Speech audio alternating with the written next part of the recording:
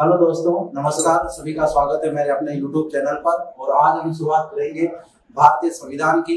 और सबसे पहले हम भारत के संविधान में देखेंगे भारतीय संविधान का ऐतिहासिक क्रम कि भारत का संविधान जो बना उसका क्रम क्या रहा। तो सबसे पहले हम देखेंगे कि भारत के संविधान का निर्माण करने में संविधान सभा का और अंग्रेजों का संयुक्त रूप से योगदान रहता है, लेकिन अंग्रेजों का योगदान पहले रहता है, उसके बाद में भारत के लोगों द्वारा भारत का संविधान बनाया जाता है। हम देखेंगे भारत के संविधान का ऐतिहासिक क्रम। इसमें हम देखते हैं ईस्ट इंडिया कंपनी की स्थापना से लेकर वर्तमान स्थिति जो है वहां तक हमारे संविधान का निर्माण होता है। और सबसे पहले हम देखते हैं ब्रिटिश ईस्ट इंडिया कंपनी जो है उसकी स्थापना का क्या मैटर रहता है। तो सबसे पहले हम देखेंगे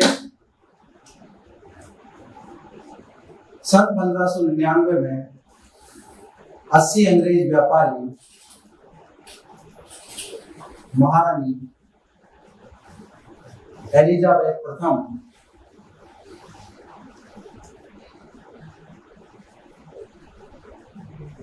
के पास जाते हैं और यहां जाने के बाद में पूर्वी देशों से व्यापार करने की अनुमति प्राप्त करने की बात कहते हैं। इसके साथ में महारानी 31 दिसंबर सन 1600 को इनको व्यापार की अनुमति प्रदान करती है और 15 वर्षीय चार्टर पर हस्ताक्षर करके इन्हें व्यापार की अनुमति प्रदान कर देती है। और इसी अनुमति के साथ में ब्रिटिश ईस्ट इंडिया कंपनी की स्थापना भी मानी जाती है। ब्रिटिश ईस्ट इंडिया कंपनी की जो स्थापना है वो 31 दिसंबर सन 1600 को मानी जाती है। और इसी के कालक्रम में भारत में धीरे धीरे अंग्रेजों का आगमन होता है।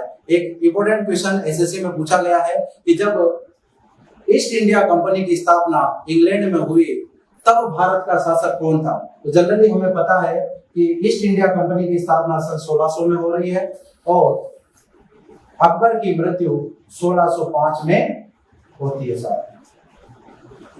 तो 1605 में अकबर की मृत्यु हुई और ईस्ट इंडिया कंपनी की स्थापना सन 1600 के अंदर हुई। लेकिन जनरली हमारे कंफ्यूजन ये हो जाता है कि जब प्रथम अंग्रेज व्यक्ति जो कि कैप्टन हॉकिंस जब भारत आता है वो आता है साहब आपके सन 1608 में। तो हमें ये लगता है कि जहांगीर के समय इसकी स्थापना हुई होगी, लेकिन इसकी स्थापना जहांगीर के समय ना होकर अकबर के काल में हुई थी। ये बात थी general British east India company की स्थापना को लेकर। अब हम बात करेंगे कि सबसे पहले कौन अंग्रेज व्यक्ति था जो भारत के अंदर आया।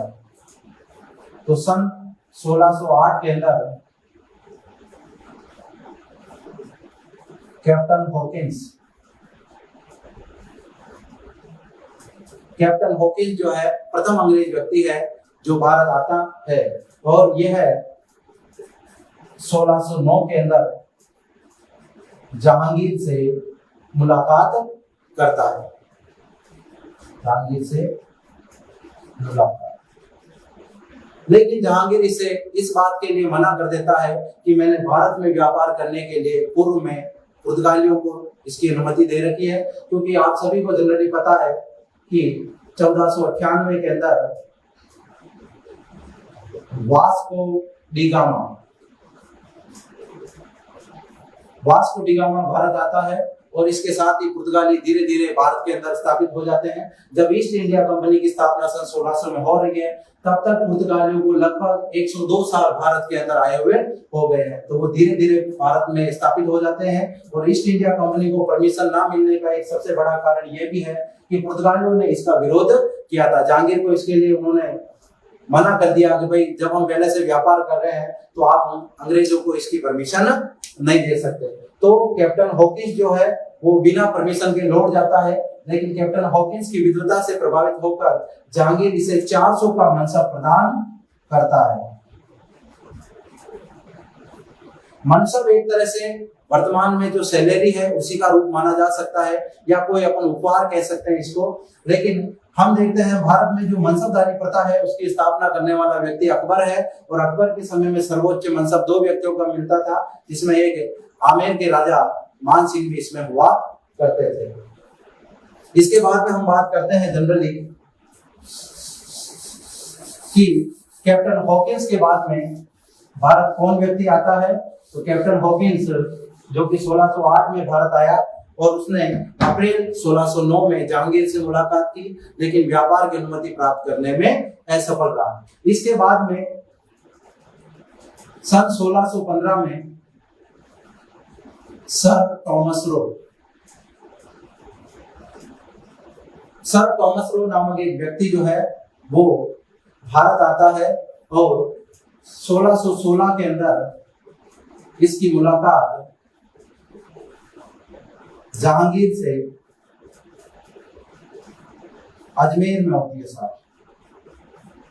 तो सन 1615 के अंदर सर थॉमस रो, जो कि ब्रिटेन के सम्राट जेम्स प्रथम थे, उनका राजदूत बनकर भारत आया, और इसने 1616 में जहांगीर से व्यापार की अनुमति प्राप्त कर ली, और जहांगीर से इसकी मुलाकात जो है वो अजमेर के अंदर हुई थी। और यहीं पर इन्होंने जहांगीर से परमिशन भी ले ली कि वे जहां पर हम व्यापार करेंगे वहां पर अन्य कोई व्यक्ति व्यापार नहीं कर सकता। इसके बाद में हम देखते हैं कि 1623 के अंदर अंग्रेज जो है वो भारत में व्यापारिक कोठियां स्थापित करना प्रारंभ करते हैं। तो 1623 में व्यापारिक कोठियां स्थापित होना प्रारंभ हुई थी साहब। तो 1623 में व्यापारिक कोठियां प्रारंभ हो जाती है स्थापित होना, और इसके बाद में धीरे धीरे अंग्रेज भारतीय सतह पर कब्जा करने का प्रयास करते हैं, और वो सबसे पहले भारत में सिक्के चलाना प्रारंभ करेंगे, शासकों से दोस्ती करना प्रारंभ करेंगे, और उसके बाद में इन्होंने वर्तमान जो कलकत्ता है उसके निकट 3 गांवों को खरीद कर सबसे पहले सन 1700 के अंदर कलकत्ता शहर को बसाया।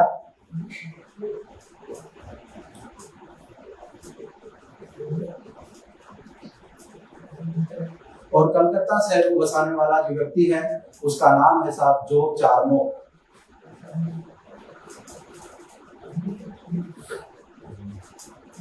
कलकत्ता शहर को बसाने वाला व्यक्ति है जोब चार्नोक।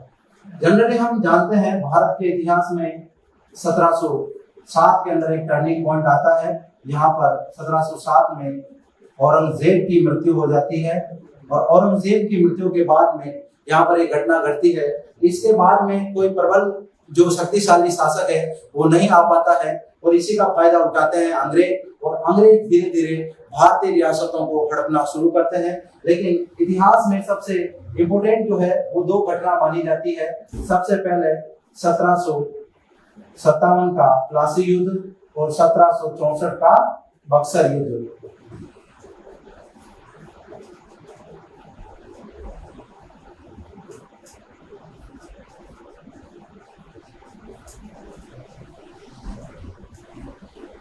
तो हम देखते हैं कि 1757 में प्लासी का युद्ध हुआ, और इसके बाद में 1764 के अंदर बक्सर का युद्ध हुआ।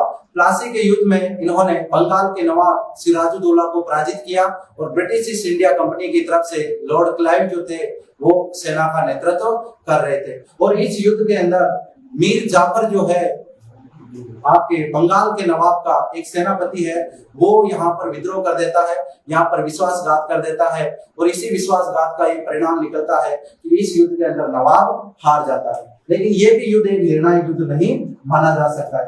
दूसरा युद्ध 1764 के अंदर जो बक्सर का युद्ध हुआ, यह युद्ध ब्रिटिश ईस्ट इंडिया कंपनी और 3 व्यक्तियों के मध्य हुआ था। उसमें एक बंगाल का नवाब मीर कासिम, दूसरा अवध का नवाब सिराजुद्दौला, और तीसरा था मुगल सम्राट Shah Alam second.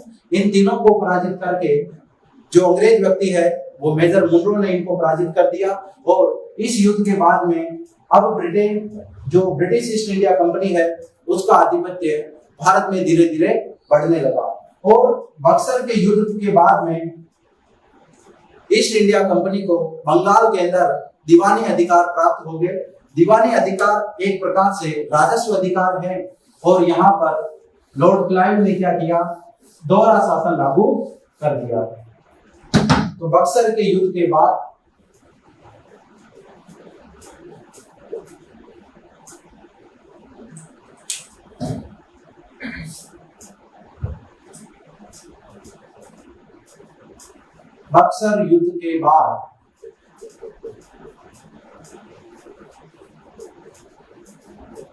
British east India company को दीवानी अधिकार प्राप्त हुए।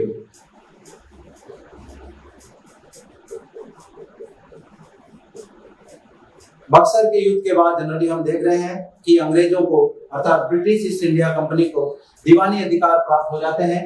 दीवानी अधिकार का मतलब होता है राजस्व से संबंधित। इसका मतलब अब जो राजस्व प्राप्त करने का काम है वो राजा की जगह कौन करेंगे, अंग्रेज करेंगे। और इसी के साथ में बंगाल में द्वैध शासन की स्थापना हो जाती है और द्वैध शासन का जनक हम भारत में लॉर्ड क्लाइव को मानते हैं। क्लाइव ने क्या किया, बंगाल में द्वैध शासन लागू किया।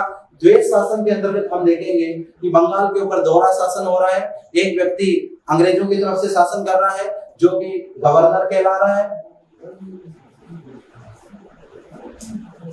और दूसरा नवाब। अब नवाब के पास सिर्फ नाम मात्र का अधिकार रह गया है। नवाब केवल राजा है और बाकी के जितने भी अधिकार हैं, चाहे सैन्य शक्ति से ले लो, युद्धों से संबंधित ले लो या राजस्व से संबंधित ले लो, ये सारे जो अधिकार हैं ये अब गवर्नर को प्राप्त हो चुके हैं। तो इन दोनों युद्धों के बाद में क्या घटना घटती है कि बक्सर का जो युद्ध है ये भी अंग्रेजों ने जीत लिया। प्लासी का युद्ध है ये भी अंग्रेजों ने जीत लिया। क्योंकि ये मैटर हिस्ट्री का है लेकिन फिर भी आप जानना चाहे तो मैं बता देता हूँ। बक्सर जो है वर्तमान में बिहार का एक जिला है, जबकि प्लासी जो है वेस्ट बंगाल में एक जगह है, नदिया डिस्ट्रिक्ट है, उसमें एक जगह पड़ती है। तो ये प्लासी और इन दोनों के बारे में हमने छोटी मोटी जानकारी ली। बक्सर के युद्ध के बाद में बंगाल में द्वैध शासन की स्थापना हो गई, गवर्नर का शासन भी हो गया, नवाब का भी शासन हो गया और अब धीरे धीरे इन्होंने यहाँ की सत्ता के ऊपर कब्जा करना शुरू किया। और इसी के तहत हम देखते हैं कि अंग्रेजों ने जो भारत के अंदर अपना अधिकार जमाया उसको सुचारू रूप से और धीरे धीरे आगे बढ़ाने के लिए उन्होंने क्या किया, धीरे धीरे भारत में छोटे छोटे एक्ट पारित किए और उन एक्टों को पारित करके उन्होंने कानून व्यवस्था को सुदृढ़ लागू किया। क्योंकि इससे पहले कानून जो थे वो राजा महाराजा के द्वारा बनाए जाते थे, वो ना तो कोई लिखे हुए थे। राजा जो थे वो ऑन द स्पॉट फैसला करते थे कि जो भी कृत्य हो जाता था राजा अपने हिसाब से उसका निर्णय ले लेते थे। उनके सामने जो घटना घट गई अब उनको क्या करना है ये निर्णय राजा का रहेगा। लेकिन अंग्रेजों में ऐसा नहीं था। अंग्रेजों में जो भी घटना होती उसके लिए कंपनी उसका निर्णय लेती थी कि हमें क्या करना है क्या नहीं करना है। तो धीरे धीरे जो कंपनी ने भारत के अंदर जो एक्ट पारित किए वही एक्ट आगे चलकर भारत के संविधान की नींव बने। और सबसे पहले जो भारतीय संविधान में एक्ट बना उसका नाम था रेगुलेटिंग एक्ट।